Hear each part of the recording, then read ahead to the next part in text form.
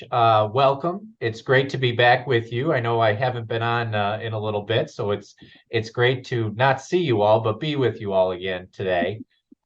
We have a great presentation for you, some really up-to-date topics, including recent decisions from the National Labor Relations Board, which have been concerning for many of our clients and employers across the country.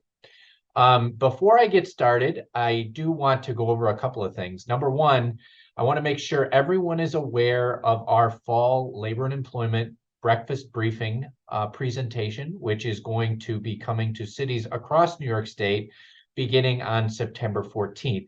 This fall's presentation is Managing the Struggling Employee Mental and Emotional Health and the Law. It's more likely than not, there's a presentation within a short drive of wherever you are located in New York State. So for more information on that, please be sure to go to our website. There is information right on the website about how you can register and how you can attend. The other thing I wanted to mention, for those of you who have been attending this webinar for the past 3.5 years, you know that I talked frequently about COVID cases and where we have been with COVID rules and regulations. It's a bit ironic that I'm presenting today because we are seeing a significant spike in COVID cases recently. We've seen local hospitals here. I'm located in Syracuse. We've seen local hospitals implement mask mandates again. I can tell you that we haven't seen any new rules from the state of New York or from the federal government that would impact how you operate your business, but be on the lookout. And unfortunately, I may be on in the near future to talk about new regulations if those are put into effect. So with all that being said, let's get started with our program for today. Our first topic is the flurry of recent NLRB decisions. We wanted to give you an overview of what's going on at the NLRB and how it impacts you. So to do that, we have Tom Iran and Aaron Torsello. Tom is located in our Syracuse office and Aaron is located in our Buffalo office. So Tom and Aaron, welcome. Thanks, Adam. Go ahead, Aaron. Thank you, Adam. Thank you, Tom. Welcome to all of you today. I suppose it's probably appropriate that on our first day back from our long Labor Day weekend, we are starting out today's webinar with a traditional labor topic and what's happening at the National Labor Relations Board. So Tom and I will be tag teaming this discussion for the next 20 minutes. The purpose here is really to give a broad overview of some of the recent decisions and significant decisions we've seen over the course of the past couple weeks. And with that, we'll get started with our first discussion of a recent case called Schoeneck Construction. And Schoeneck Construction was recently decided at the tail end of August. For those of you who have been on our webinars in the past several weeks, I know we've had topics covering some of the NLRB's other recent decisions.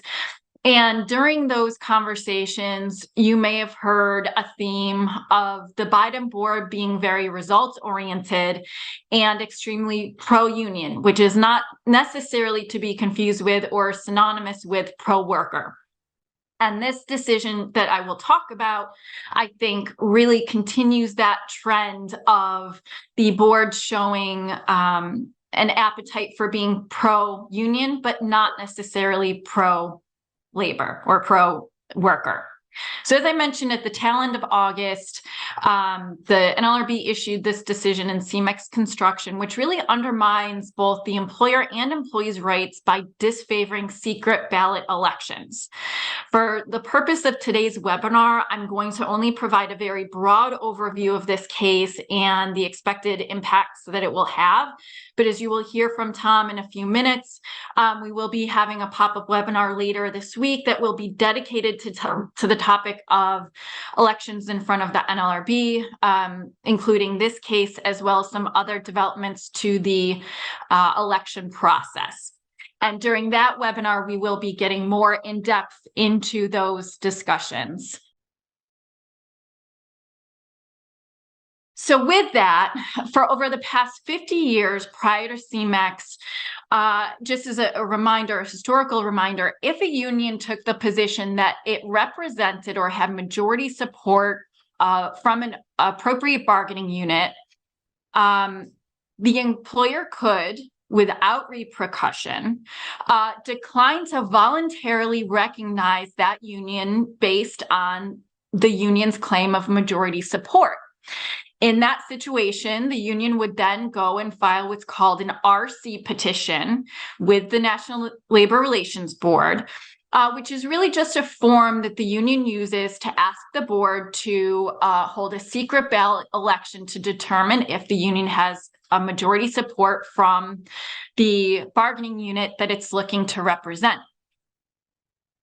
Once that RC petition was filed, and for right now I'll just call it the petition, the board would then administer its election procedures in effect at that time. And I use that caveat because, as Tom will talk about in a little bit, that is changing. So whatever election procedures are in effect at that time, the board would follow.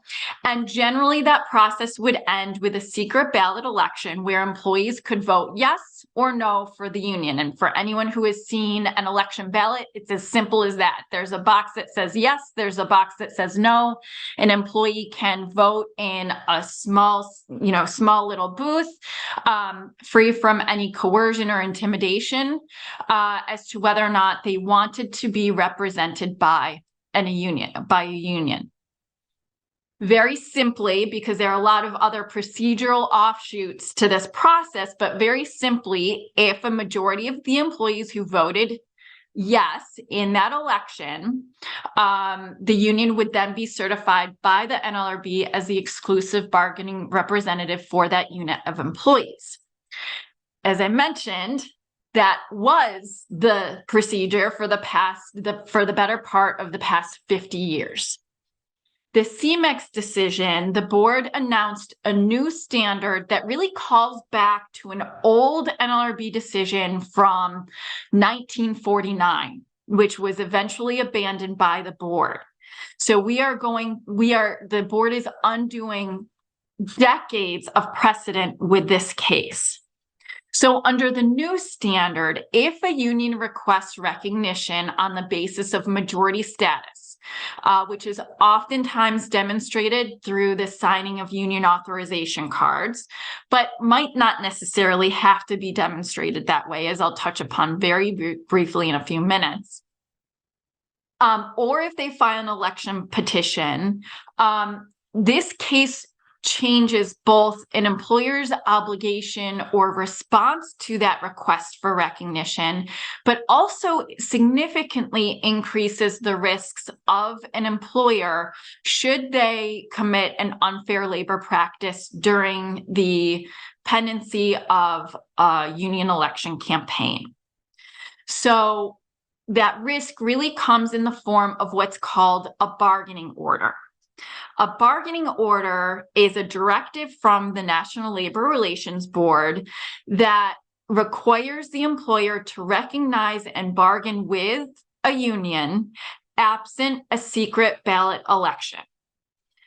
Historically, a bargaining order was reserved for extreme and rare cases where the employer's unlawful conduct during the course of a union organizing campaign rose to the level where the board could say that because that unlawful conduct really eroded the majority support for the union. In other words, the board would only issue these types of orders where there was demonstrable proof that the union would have won the election if it were not for the employer's unlawful conduct during the course of that organizing campaign.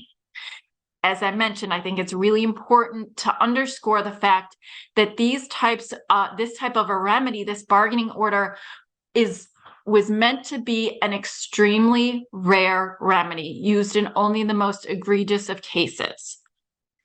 Now, under the CMEX holding, with that in the background, if a union demands recognition from an employer has two options. So if a union comes up and says, we have majority support in a particular union or unit, and we have the cards to show it, the employer can either recognize and bargain with the union, so that would be a voluntary recognition, or the employer can file an NLRB petition for an election within 2 weeks of that demand for recognition. The form that the employer would file in that case is called an RM petition. It's similar to an RC petition, as I referenced earlier, except that's the form that's used by employers where there is a question concerning the representation of a group of employees.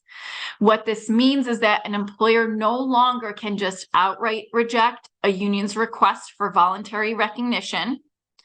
It can no longer request or require the union to itself petition the board for a secret ballot election. The burden is now on an employer to file an RM petition within 2 weeks of the request for voluntary recognition if it declines to voluntarily recognize the union. This is a drastic shift and has significant ramifications, many of which we are continuing to explore and will think about as we have to live with this case in the coming months and years, hopefully not years, but at least in the coming weeks and months. But included in some of the potential ramifications are an employer's ability to address issues related to the appropriateness of a particular unit. As again, we'll delve into these issues a bit more in depth on Thursday, but suffice it to say that the shift in putting the burden on an employer to file a petition may significantly impact how an employer can and will navigate the election process and procedures. But as I mentioned, and the reason I gave the historical context on the bargaining orders is that equally important in this case is the board's announcement that if an employer declines to voluntarily recognize a union and petitions for a secret ballot election, if during that election process, any ULP, unfair labor practice, is committed by the employer during that organizing campaign, the NLRB indicated that the result and the favored remedy will be a bargaining order. In other words, what was once a remedy to be used only in rare and extreme cases looks to be now the preferred remedy of the board. So just a few weeks ago, most ULPs that were committed during an organizing campaign would have resulted in a new election, what's called a rerun election, where employees still had the ability to go through a secret ballot election and choose their whether or not they wanted to be represented by the union. Now the board can say, we are not going to have a new election. Instead, employer, you must recognize and bargain with the union for a contract. So that's significant because it increases the risks that are involved for an employer when navigating an organizing campaign. So for example, issues relating to employee discipline, as we'll talk about a little bit later, as well as in some of the decisions that have come out more recently with regard to the board, really increases the risks of disciplining employees during a campaign. But the other thing that comes to mind is, as I've been reading this decision, is the significant impact where employers may have handbook provisions that the board deems to be unlawful. Will the mere maintenance of an unlawful handbook provision, even if it's not enforced or in any way interferes with an employee rights under the NLRA, if the maintenance of having an overly broad handbook provision could result in a bargaining order if a union files a ULP during a campaign, an election campaign. So these are all issues that we're navigating. But again, it's important to know and to understand the significant changes that have both happened to the process, as well as the remedies that the board will seek to enforce should an unfair labor practice be filed during the course of a union organizing campaign. So what can we expect next? Very quickly, we expect there will be an appeal. Appeals take time, and we don't know when we will complete the appeals process, but we anticipate there will be appeals. The CMEX decision is currently in effect and actually was applied retroactively, meaning that any case that is now pending in front of the board, this holding will be applied to it, even though at the time that the employer acted, this was not the case. Given the significant shifts in how the board has changed its course of elections and the remedies it will seek, the fact that this holding is going to be applied retroactively just seems very unfair. Finally, a few quick takeaways before I turn it over to Tom, given that, we only have a couple minutes here.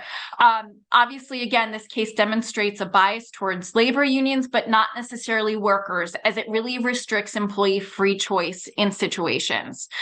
It also increases the significance of union authorization cards, and employees really need to understand what those are and the impacts of what it means when they sign them. Finally, the burden now is on the employer to, in the face of a voluntary recognition, you have to be aware that you've got to act promptly and understand the risks of failing to act. And with that, I will turn it over to you, Tom. Thanks, Erin. Kathy, could we get to the next slide? That's great. So I just want to follow up on one point. As you closed out there, the risks of an employer failing to act in response to a bargaining unit demand from a union. As Erin said, the employer has either to commence bargaining with the union, recognize and commence bargaining, or file a petition. If the employer does neither, what we are anticipating is that the union can then file an unfair labor practice charge alleging refusal to bargain. And if they are successful in that, a bargaining order will issue. So the failure to act puts the employer at risk for a bargaining order, which is why we emphasize so significantly that if you get a demand for recognition, there's a need to act immediately. How this will play out and what changes it makes to the landscape are issues that will develop over time. But to the extent that NLRB election petitions continue, whether it's a RC petition from a union or an RM petition, the board has reverted to the Obama era quickie election procedures, which will go into effect in December of 2023. And what this means is that if the union files a petition and the board then mails it to the employer will have basically 2 business days to post a notice. The hearing will be held approximately 8 business days after that mailing occurs. And so the employer has very limited time to prepare a position in response to the petition. The hearing itself is truncated now. Issues can be postponed until after the election. The union does not have to provide a written statement of its position, so the employer goes into the hearing somewhat blind as to what position the union will take in response to the employer's position. And there is only a discretionary opportunity to file a written statement or a brief after the hearing. So as a result, we're anticipating that these these elections will be held roughly 14 to 20 business days after the petition is filed. It goes back to Erin's point about the need to be prepared to make sure that your employees understand the significance of union authorization cards, because there will be little time between the filing of the petition and the election to communicate with employees and explain the pros and cons of union representation. So again, we see the board acting in the interest of the unions and at the disadvantage of both employers and employees. So I'm going to flip it back over to Aaron to talk about another development, although I will mention, and I think we've already have in the chat, the link for our webinar, which Aaron and I will present on Thursday to get, we'll have an hour to get into these issues in more detail and help you work through the concerns that are raised by CMAX, by the new election procedures and other board developments. So with that, I'll turn it back to you, Aaron. The other one of the other cases we wanted to mention briefly on today's call is a case that was issued on August 31st. It's called Miller Plastic Products.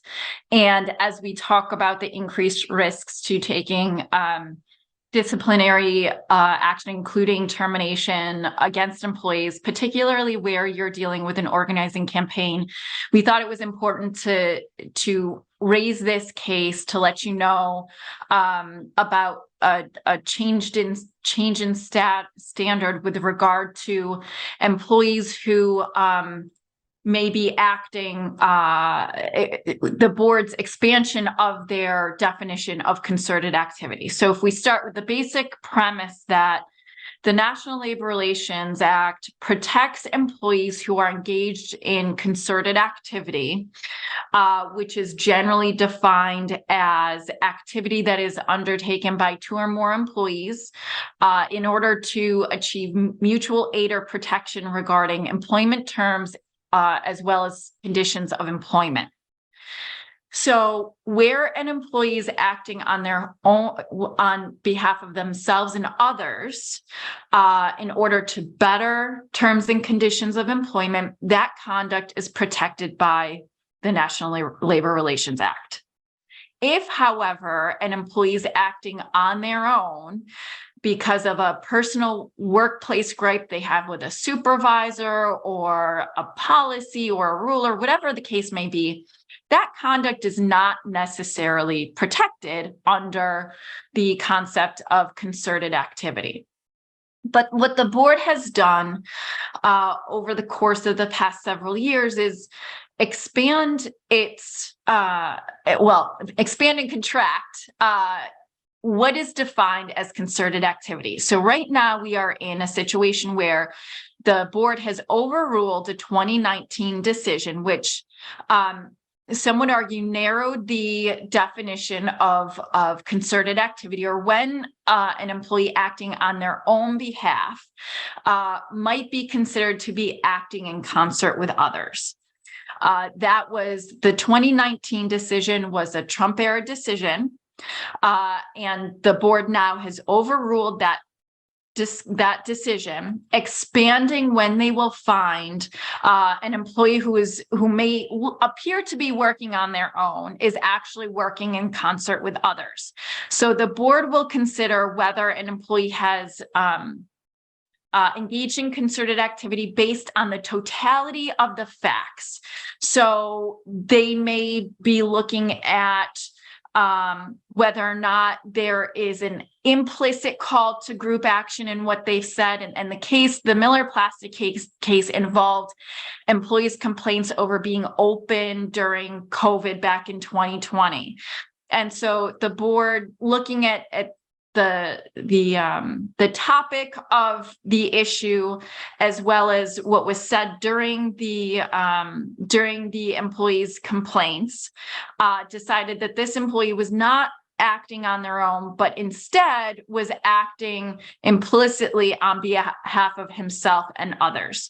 So something to keep in mind where you have an employee who is raising workplace complaints, be careful to discipline that employee before, talking to your labor counsel about whether or not that conduct may be interpreted as concerted under the new standard.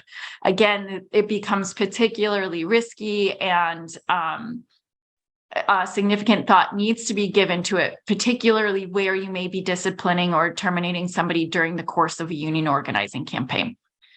Tom, back to you. Thanks, Erin. Before I move on to my last topic, I want to address a couple of the questions that were in the chat. What we're talking about here with the CMAX case and the new rules apply throughout the country. This is not simply a New York issue. And very importantly and significantly, if you get to an election, the result is based on the votes that are cast, even if the votes are not a majority of all of the employees who work in that bargaining unit. It's based on a majority of the votes that are cast, and the union ends up as the exclusive bargaining representative, meaning that they represent all employees in that bargaining unit. And those who disfavor union representation cannot independently act once the union is installed by the labor board, either as a result of an election or significantly as a result of a bargaining order. They are the exclusive representative. And that really highlights Erin's point that this is not a pro-employee action. This institutionalizes the union, and oftentimes to the disadvantage of certain groups of employees. All right, so now shifting gears just a couple of minutes to illustrate that this board is extremely aggressive and acting not only in the environment of union representation, but also in collective bargaining. From time to time, we see in a collective bargaining setting, the parties have an existing labor agreement. They're negotiating a successor agreement.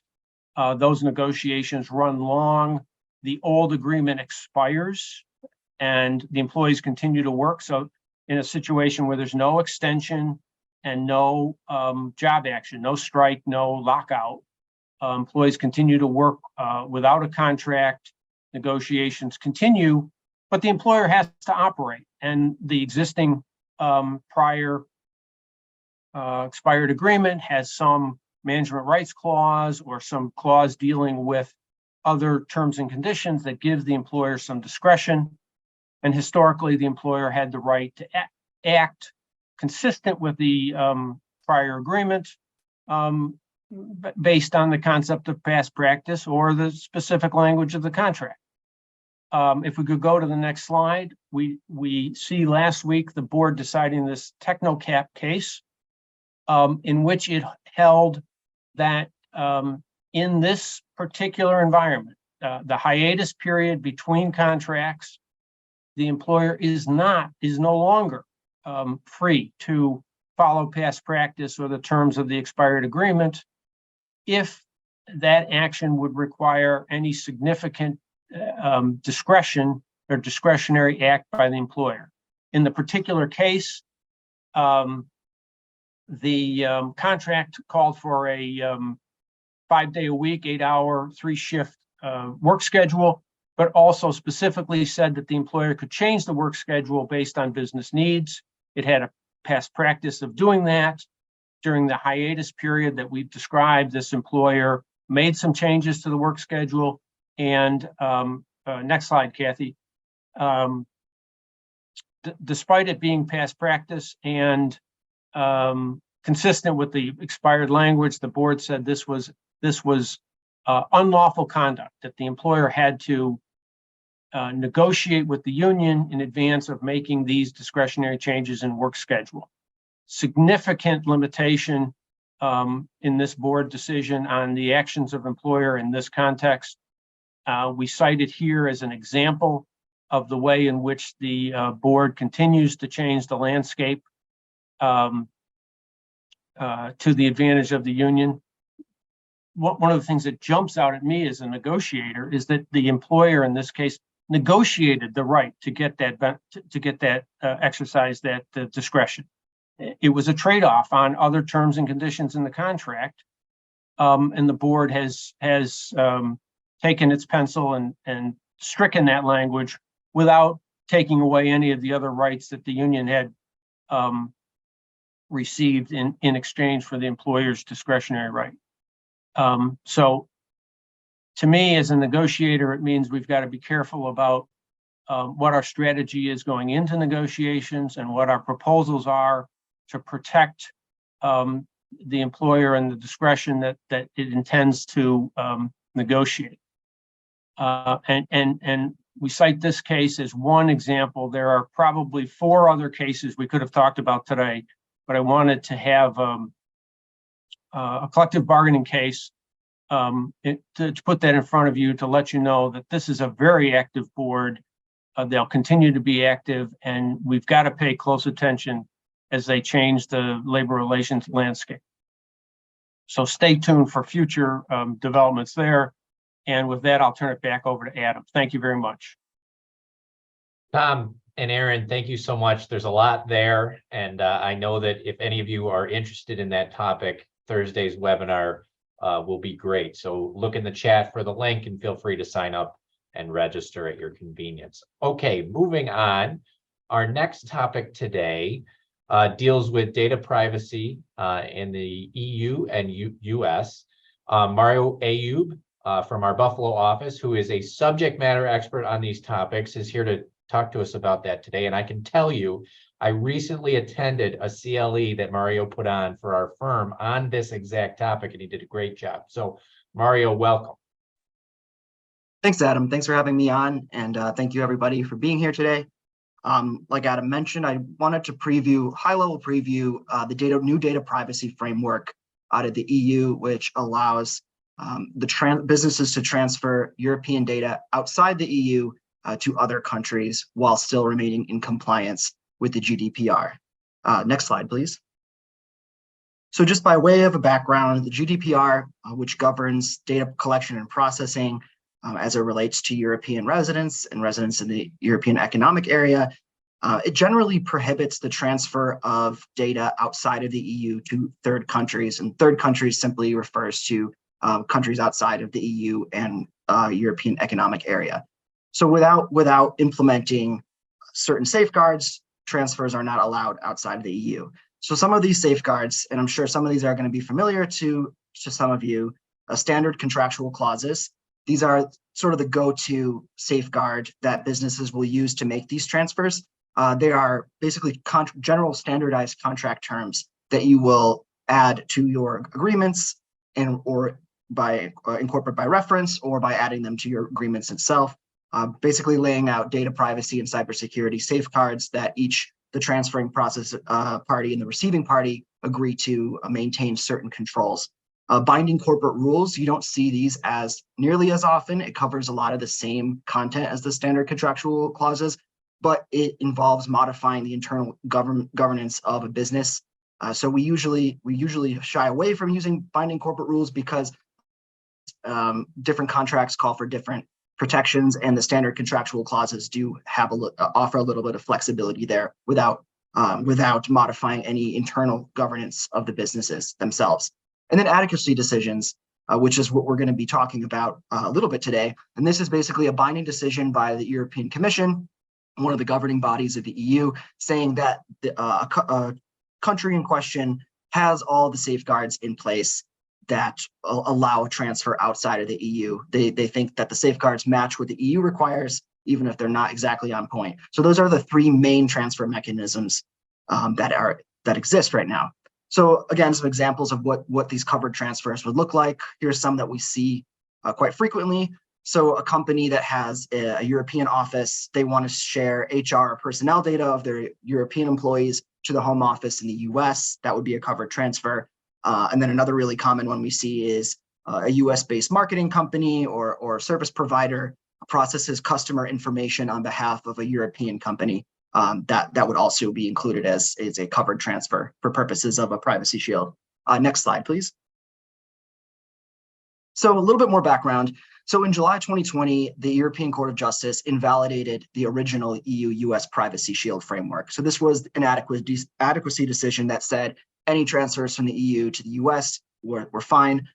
The invalidation came largely on the basis of the fear that US intelligence agencies had way too many powers, way too much broad reach to request information from US companies.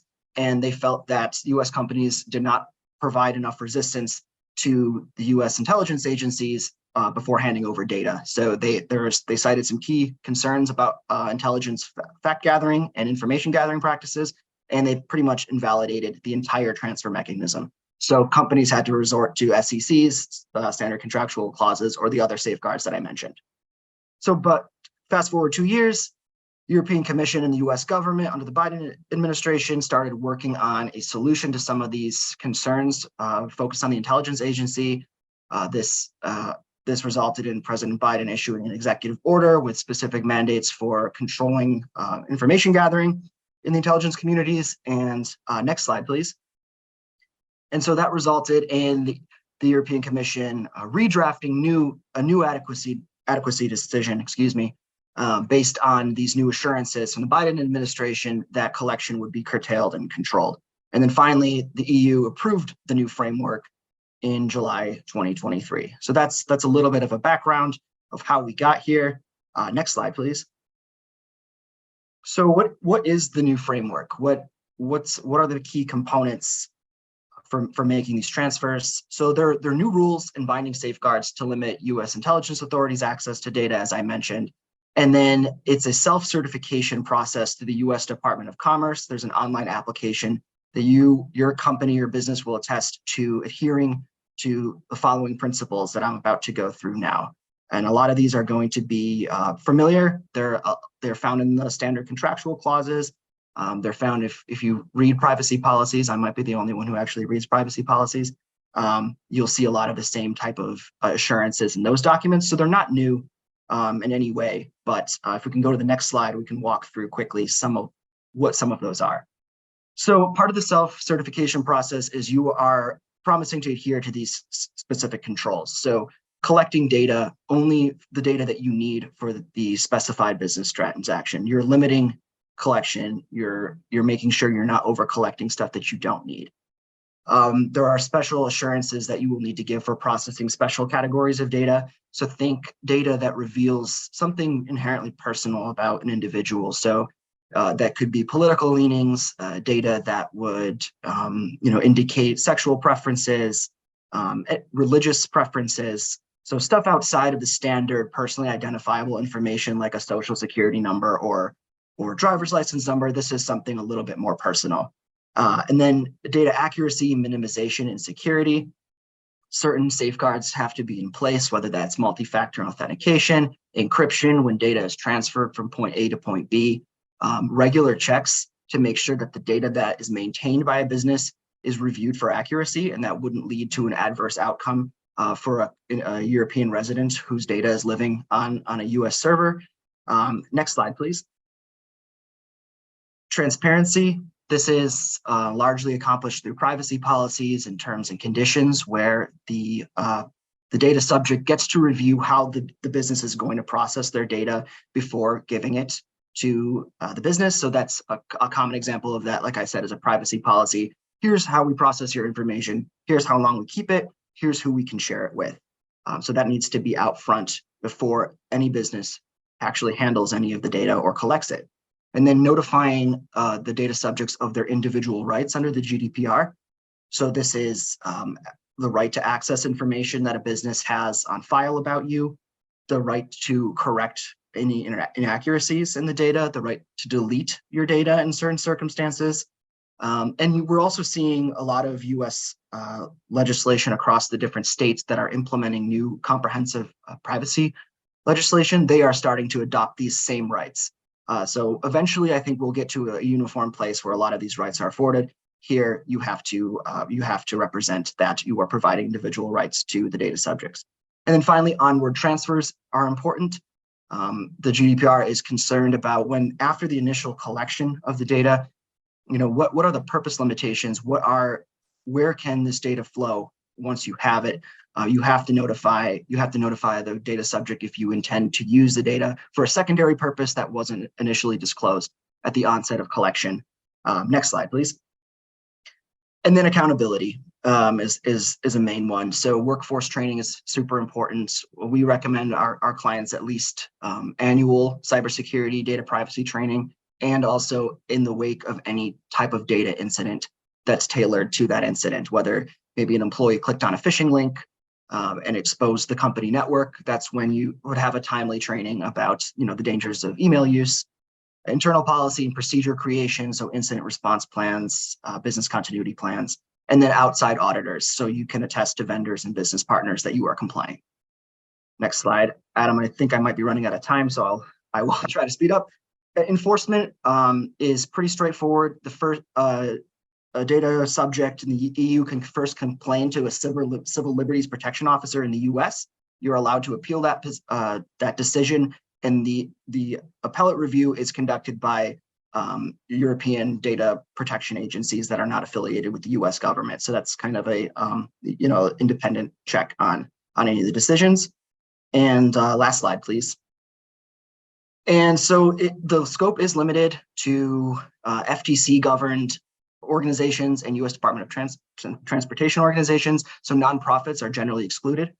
And one thing to keep an eye on, and we certainly will be, and updating our clients as appropriate, there will likely be legal challenges to this because the executive order from Biden does promise changes to intelligence community fact gathering. Whether those are going to be implemented in a meaningful way remains to be seen. So we will expect to see some legal challenges to this framework as well.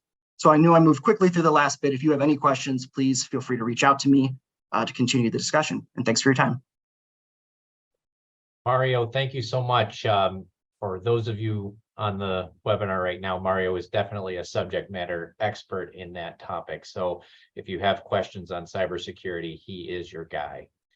Okay, last but certainly not least, we have Sabrina Salama, who is an attorney in our Melville office, and she's here to talk to us about the Uniform Partition of Heirs Property Act. So Sabrina, welcome. Hi, thank you, Adam. So before delving into what the Uniform Partition of Heirs Property Act, or UPHPA, is, I think it's a little important to understand the background of what's been happening the last few years and why the statute was effectuated. Next slide, please. So at the peak of the foreclosure crisis in 2010, banks seized more than 1 million homes, and foreclosure filings reached 2.9 million. The crisis has had a lasting impact on low-income Americans who have not been able to financially recover even a decade later. Further, property values in urban areas like New York City have skyrocketed. So even if a person was able to afford to buy a home, housing expenses such as property taxes and insurance rates have far outpaced income growth, leading many homeowners in these communities to be considered asset rich but income poor. Next slide, please. So these situations become a little bit more precarious where property is owned by multiple people as tenants in common. Under New York law, if real property has multiple owners who own the property as tenants in common, any one of those co-owners could try to force a sale of the property by filing a partition action under the RPAPL. And when this partition action is filed, it essentially forces the sale of the real property such that the proceeds of the sale are distributed equitably among the co-owners. The downside is that these forced sales usually occur at a value lower than the actual value of the property. Next slide, please. So the danger in these partition actions usually arises when a property is co-owned by multiple parties who have inherited the property from their predecessors. These parties are particularly vulnerable to opportunistic or even predatory practices by real estate developers or speculators. The investor targets a vulnerable, uninformed, or ill-advised non-resident tenant in common and purchases his or her share of the property, often for just a fraction of the value of the acquired interest. The investor then threatens or commences a partition action. So the remaining tenants in common oftentimes can't afford to hire counsel, and if they can afford to hire counsel, under the current partition law structure, it can be difficult or impossible for them to prevent a court-ordered auction sale of the property. So the tenants in common who reside on the property are usually faced with eviction and the potential sale of their inheritance at a below fair value fire sale auction price. Next slide, please. So based on all of these issues, in December 2019, former Governor Andrew Cuomo passed New York State's version of the UPHPA, codified as RPAPL 993. So the act is essentially designed to protect heirs' property. And heirs' property is defined under the act as real property held in tenancy in common, in which 1, there is no agreement binding all co-tenants, which governs the partition of the property. 2, at least one of the co-tenants acquired title from a relative. 3, the property is used for residential or agricultural purposes. And 4, either 25% of the interest derived from a familial relationship or any co-tenant who acquired the title from a relative resides on the property. Next slide, please. So if it's determined that it's heirs property, that means the UPHPA applies unless all of the co-owners agree otherwise. So the act provides the co-owners not requesting partition some safeguards so that they have some sort of opportunity to protect their interest in the property. First, the co-owner requesting partition must give notice to all the other owners of the property. The parties must then attempt to resolve the action amongst themselves. If they can't reach some sort of mutually agreeable resolution on their own, then the parties will need to attend a mandated settlement conference. The purpose of this conference essentially is to prevent a party from jumping straight into selling the property and to ensure all the parties are negotiating in good faith.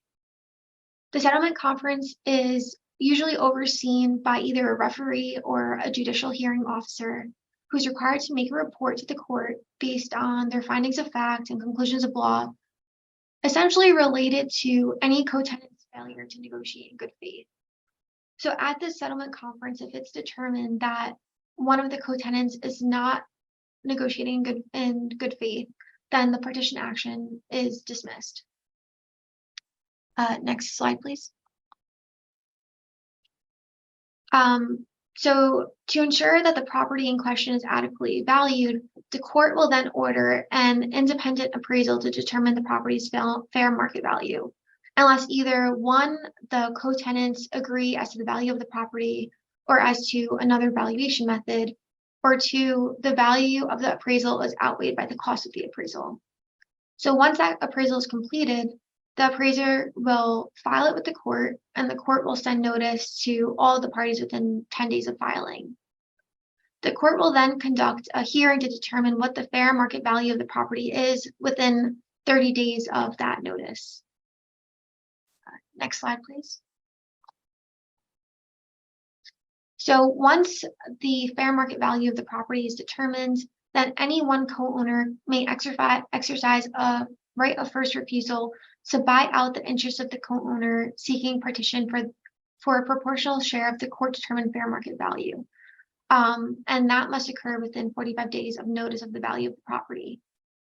If this right of first refusal is not exercised for whatever reason, then the court can either decide to order a partition in kind, which is when you physically divide the property amongst the owners, or if that's not viable, then they will order a partition in sale. But again, unlike before, the property must be opened on the open market at a price no lower than fair market value for a reasonable amount of time and in a commercially reasonable manner. So in this way, again, the value of the property is completely protected as opposed to before. Next slide, please. So the goal of the UPHPA is essentially to allow relatives holding fractional interest to acquire full ownership or at least receive the full value of their interest in legacy real property. As of right now, because this law is so new, there is very little case law interpreting the UPHPA, since most of the analysis is really surrounding whether the property is considered heirs property under the statute. Next slide, please. So, if you look across the nation at this point, the act has been adopted in 18 other states and is pending legislation in 8 other states aside from that. So, again, ultimately the hope with this act is that legacies and properties of lower and middle income families are protected and maintained, and not hindered by the current economic condition of today. Thank you. Sabrina, thank you so much. And thank you to everyone who joined us today. If you have questions about Sabrina's presentation or any of the presentations, feel free to reach out to the presenters. Their contact information is here on this slide, which will be available tomorrow on our website. Thank you all for attending. Great to be with you, and have a great rest of the week.